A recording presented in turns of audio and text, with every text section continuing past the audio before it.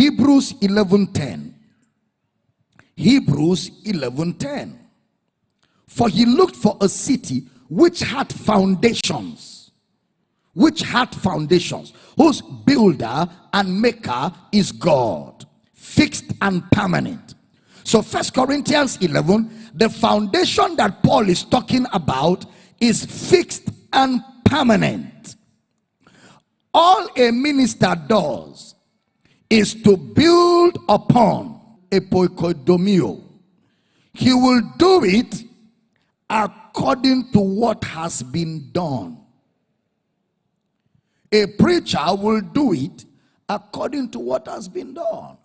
And you know, I am very sure a lot of people in churches where Christ is not preached, they are going to find their way out eventually, because God is not mocked. They are going to find their way out. Jesus didn't die in vain. No pastor died for anybody. No pastor died for anybody.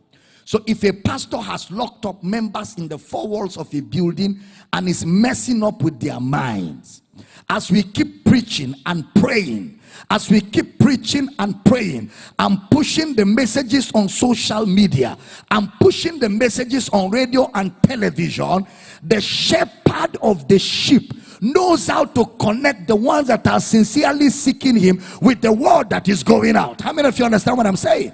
There's an exodus. There's a massive exodus. People are fed up with nonsense preached on pulpits. Isn't it a shame that even the secular world knows what messages should not be preached in churches?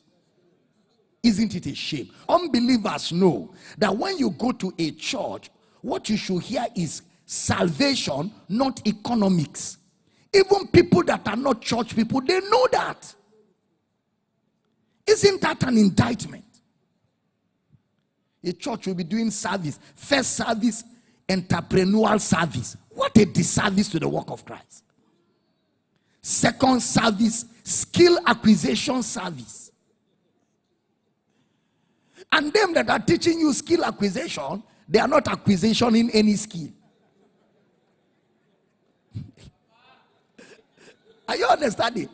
They are teaching you economic principles. They have no business to show that they have used the same principle and it worked for them. That pastor, even after all that, he will still wait for your offering for him to eat.